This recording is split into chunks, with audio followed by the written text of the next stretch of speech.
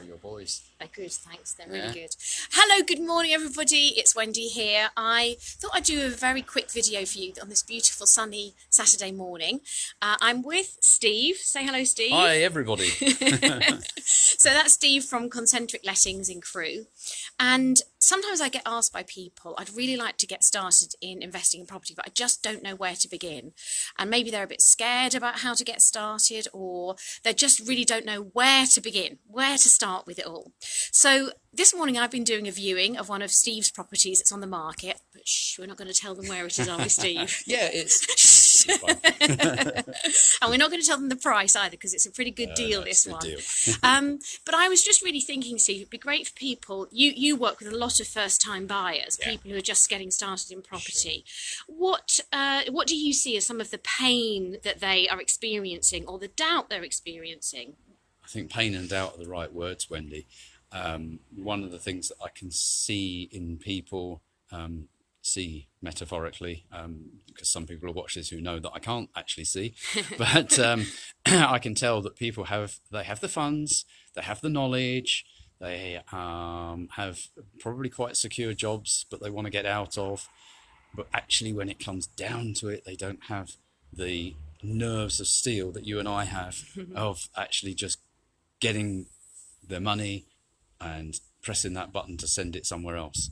And I think that really is probably one of the biggest obstructions, because let's face it, money is so cheap at the moment. Yes. It's incredibly cheap. Yes. I can remember 15% interest rates. Yes, quite. So you would say that actually it's more almost about the mindset than necessarily the practicalities. Absolutely. Yeah. Interesting. Interesting. Yeah. It's the emotion, the having the knowledge. You know, most people have got more knowledge than me.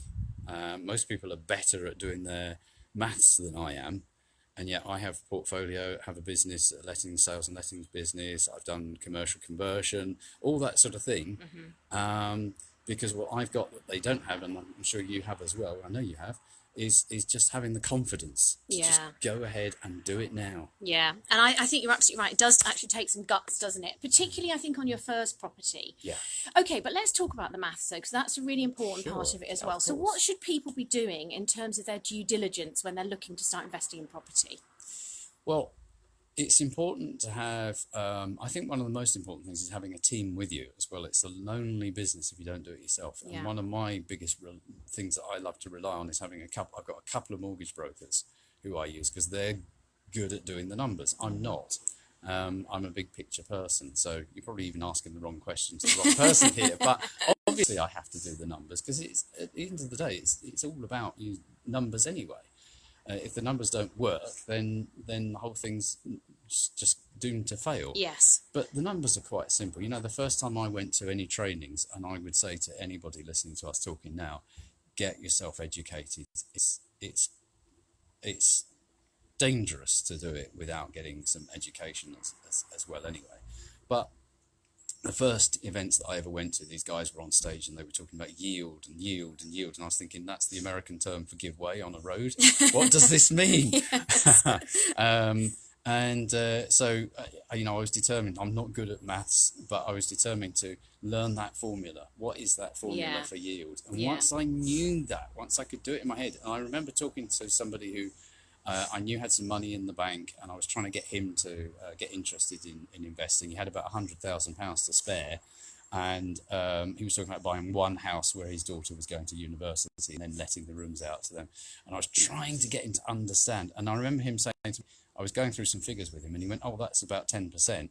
And I thought, and I very stupidly said, "Oh, you're really clever knowing that." And then I looked at it afterwards and thought, oh, of course that's 10%. It's like, it's a house for 50,000 and it's going to earn £500 a month. Oh, that's 10% yield. It's quite easy actually when you look at it. But it's getting comfortable with those numbers as I've had to. Yes. But knowing then, understanding what's the formula I need to do. Is it this times that divided by that? And once you've got that in your head and you start doing it all the time, it's actually dead easy to do. And you can look at property for sale.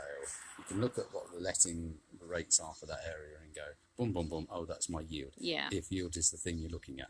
And I think for a lot of people, I mean, obviously yield is an important calculation, but it's also cash flow, isn't it? A lot of people, if you take it very, very simply, if you buy a house for, say, £100,000, nowadays with buy-to-let mortgages, you're roughly putting in about 25% deposit, aren't you? So say £25,000. Let's say you can rent out the house for £600 or £700 a month, for example. Again, I'm just plucking some figures out of the air here. You take away the cost of your mortgage, your buy-to-let mortgage, which would be £75,000 from those figures, plus something for voids and maintenance, plus something for insurance, and that is your cash flow. And that's what, if you do those maths, if you simply do it as simply as that, you'll get the amount that you'll make every month. Now, on smaller, cheaper properties, you might only be making £300 a month cash flow, but if you can build that up to, say, 10 or more properties, I mean, that replaces the national average income. You know, you could easily earn over £26,000 a year by doing that repeatedly, time and time and time again.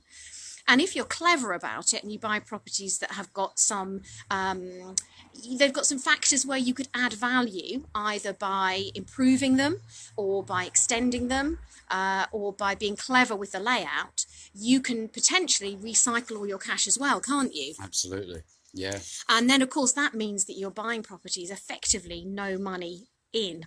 And that's a really, really good way to do it. Yeah. So should we just explain what recycling the cash means? Well, I think we should do that at another video, because I think that's a bit long for today. Yeah, true. But Steve, could you just say your maybe top 3 tips for people who are thinking about investing, they're on the fence, they're feeling nervous about it. What 3 things should they check out or do? I think the first is to network and get to know who you like to work with, because it can be lonely, as I said a moment ago. Also, get to know, I mean, for example, this property that we're looking at today is on sale under the modern method of auction, which means you need to have funds in place, or at least know where you're going to get the funds from. So having a mortgage advisor is critical, that you know, like and trust. So network, meet other investors who also can recommend you to mortgage advisors, get their experience of who they are, find one that you like, get all your information to them so that they can say to you, yes, we'll be able to get you this sort of mortgage on that sort of property. Yeah. Brilliant. So really it's networking, it's getting your power team in place, and it's knowing your numbers. Absolutely. Those are the top 3 things. So if you're thinking about getting started today, 2020 is going to be a great year for property investing, isn't it? I think we both feel it in our bones that this is going to be a really, really good year. It's like the holidays finished and suddenly my phone's ringing. Yes. It's just amazing. Absolutely. So if you're thinking of getting going, please don't delay. Do those 3 things and message me. Put some messages in the chat panel. If you've got queries or questions about how you can do this year, how you can really get started, I'd love to help you. And I hope this video has been of help on this lovely Saturday, sunny morning. And we shall speak to you very soon indeed. Bye for now.